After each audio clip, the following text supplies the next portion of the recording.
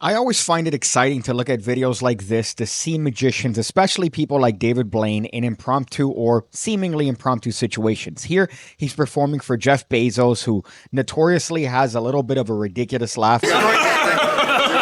And he's doing basic stuff, but it's interesting to see it. And today, we're going to be taking a look at David Blaine performing for the CEO of Amazon, the evil emperor. Take anyone that you like, doesn't matter. Right? Can you put your initials in the middle? He's going to use this later to sign blank checks. Now, let me show you what I do with this. Okay. You see the card? Oh, thank you. You see how it really looks, Jeff? Like it goes, see how it looks like it goes inside? Yeah. Like in the middle? Yeah. No, it's not optical illusion. It's always right here. Let me do it again. Look. As you can see, David Blaine is starting what is going to be a very basic, ambitious card routine where the card seemingly is placed in the middle and then supposedly jumps to the top of the deck multiple times. Now, the reaction here is one of my favorites because this guy, first of all, bombs on a joke. My goodness, it reminds me of old Opie and Anthony days where they would highlight episodes where they completely would bomb. And Homeboy had a silent bomb. My fucking goodness, nobody even acknowledged it. But you're going to see in a moment that David Blaine performs what is called the depth illusion or the tilt, where he places the card second from the top of the deck, seemingly like the card is going in the middle. Now, this guy with the beard to the left, he's going to look very closely as if he knows what he's looking for. This reminds me of Donny Osmond on The Foolish Show with Danny D'Artiste, where he's there looking through the deck, making sure that it's a normal deck. You don't know what a gimmick deck looks like. You don't know what a special deck looks like. But nevertheless, you see him looking there very closely as if he knows what he's looking for. He's looking for something, and David Blaine still fools him doing a tilt. And here he's just going to do a basic double lift, showing that card to have made its way to the top of the pack. Very interesting to see David Blaine performing this variation of the ambitious card routine that he first did on a Street Magic special. It was known as the Fruity Loops card trick on the internet forums for many years. Illusion, it's always right here. Let me do it again. Look. So you see it, and it really looks, you believe that you see it going inside, but it's always going to be right there. Yeah, that's pretty much impossible. Can I get that in slow-mo? Wait a minute. The second law of thermodynamics has just been violated.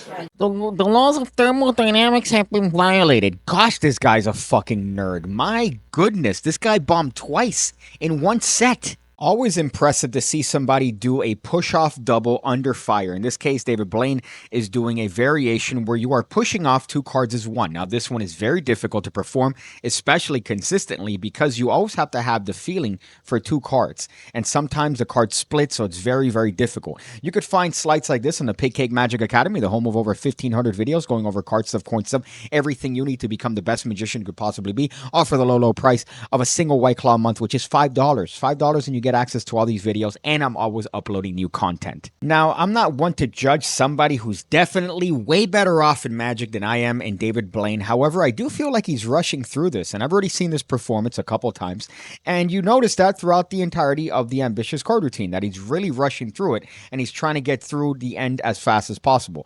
You shouldn't do this. You should really slow down, give it a reason why it's existing, and also try your best to give it meaning. Have it be something. Don't just perform the trick to perform the trick, because then it becomes a puzzle. Of course, this rule doesn't apply if you're David Blaine. If you're David Blaine, you could do whatever the flying fuck you want. Slow-mo. Wait a minute. The second law of thermodynamics has just been violated. So but you actually see it go inside? Yeah, I do. But it never moves. It's always right. You know what I'll do? Hold on. Let me bend it. Let me put a bend. You see, you can't miss that. It's a print. See that obvious bend in the card? There it is. There it These is. go above if I just hit. See how it pops up and through the deck? Like, No. but Jeff, let me. We need a high-speed camera. Yes. Jeff, you No, I want. Okay, it's not. pick one out. Whatever you want. Of all the cards you could have. That classic pop-up move still remains one of the best endings to ambitious card routine because it's so visual and it makes sense. You bend the card, so now they could actually see the bend. So now supposedly they could track it easier, even though technically you lifted two cards, you bent two cards, and they're seeing the other card that's on the top of the lower half. You're using pressure to hold it down, and of course you could release that pressure when you want to make it seem like that card is going to the top. But this leaves the card in a very interesting position because now it has a bend on it. So if you want to maybe fold the card in quarters and sneak it inside of a box or in your wallet, it's even easier to do. And this routine gets such good reactions that at the end of it, you have all the time in the world to do anything sneaky. Now, what I don't get is why David Blaine decides to go with a classic force at the end after this sequence and has Jeff Bezos pick the same card. I think it's a little bit redundant. It doesn't tie into the previous effect, but I think I know what's going on. I think David Blaine might be hungover and he's just doing something that he's done about 1,000 million times. 100 billion and $1,300 billion. And the cameras are there, and I'm sure they want to get footage of him performing and doing something for Jeff Bezos. So he says, hey, you know what? Let me just try to squeeze as much as I can out of this dude, out of this Kojak idiot. And then he does this. But you're going to see in a bit that now he gets into some crazy shit. Do you mind? Sure. Is that okay? Yeah. Okay. This is your glass? Yeah. This is your What? Oh, Jesus, what are you doing? He's eating glass. He's eating. You gotta get some safety goggles next time. Kate, don't try it. Kate, don't try it. Kate, don't try it. Kate, don't try it. I'm not going to apologize for that. You know I had to. Now, the secret to this, believe it or not, is to get the glass as small and fine and condensed as possible. It's a weird, corny stunt. Please don't quote me on this nor try it. PigCake doesn't hold any sort of responsibility if you decide to do this. However, from my understanding, you're supposed to use something like a thin wine glass, nothing like a beer bottle, and you're supposed to chew it thoroughly and turn it almost into a powder. And that's how you're able to safely chew on glass. And it's a real glass. David Blaine's clearly proving that. It's something that Jeff Bezos is drinking out of. It's not a gimmick glass. This is just a corny stunt that's existed for hundreds of years, I'm sure, in a circus. This is also very commonly done with light bulbs, and it just ties into a fear that we've all had on stepping on glass or cutting yourself with glass. And it's very interesting to see David Blaine do this in this setting. How is it? Will you make sure that's actually real glass? That Be is careful. real Don't glass. hurt your hands. You just cut your hand there. That'll be fine. That's real glass. Yes. Oh, back to what we're doing though. Could you shuffle this? If you don't mind, take the napkin so you have a free hand. okay. If you can mix. And who has an iPhone? Do you have an iPhone? You have an iPhone? Perfect. Let's use his. Great. This is hard. Very difficult. You need like a A table. table. Ah, Laura these are will really be. stiff Laura can little do it. buggers, aren't Vanna. Great. Like, Wait a minute. That's the area. Oh, that's a good shuffle. I'm sorry that I Maybe got- do another one though. Yeah. Oh, you know what? Yeah. If we could eliminate this carefully, I don't want anybody to get hurt. Okay. Oh, good. Doesn't matter. So take a poker hand from the deck. Okay, perfect. Can I do these? Can you open up the calculator app on your phone? There's a calculator. It is. Oh yeah, perfect.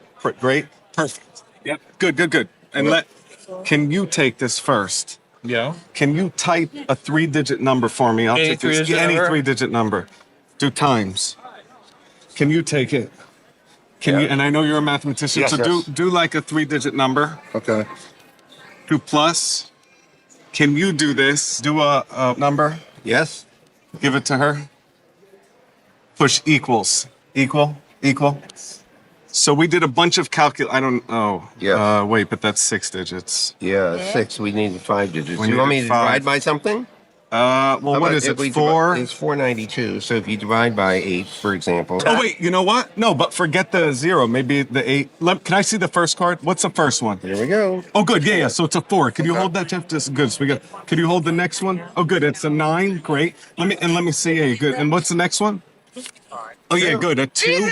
Hold on. Let me see this Next. one. 5, and then probably Yeah, I'm off next one by. is Oh yeah, no, chance. there's one. A chance.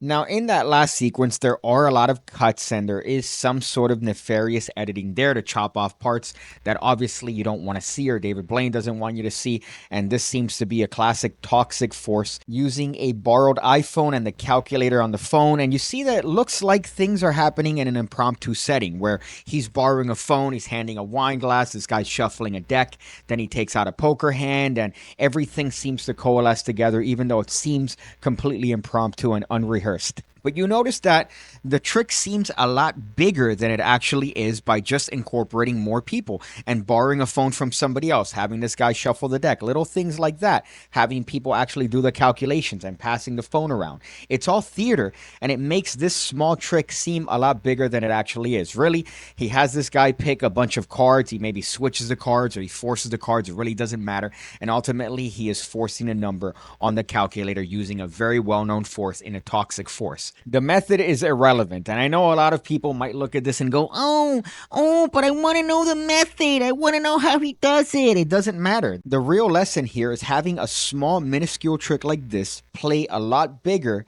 and seemingly be more impressive by just being mindful of the fact that you have people there that you could use for this particular effect. A very simple way that you could do this is by just spreading the deck around to be shuffled. So in this case, you're having this weird, awkward dude bend down and shuffle the deck. Why not just split the deck up in several packets and hand it to different people and have them mix it in their hands? That way it's a lot easier. They don't have to deal with an entire deck, and you don't have to have this awkwardness where you have this weird dude be bending over in front of you in this odd BJ position. This force is also a great one to use on a calculator because all you have to do is borrow a phone. You have to input a couple different things before you could hand it back to them, but you could force any number of things. You could force a cell phone number, for example, and ultimately when they call the number, your phone ends up ringing, and now guess what? You got someone's phone number, baby. You could also use it like David Blaine did it in this particular case where he forced a random sequence, supposedly of cards, randomly taken by a participant. It makes it even more impressive that this is something that's taking place on their phone rather than anything that you could potentially have on your phone where they would think that maybe it's some sort of application. Overall, I think it was a fun presentation on David Blaine's behalf. I think it was great to see him riffing with a pack of cards.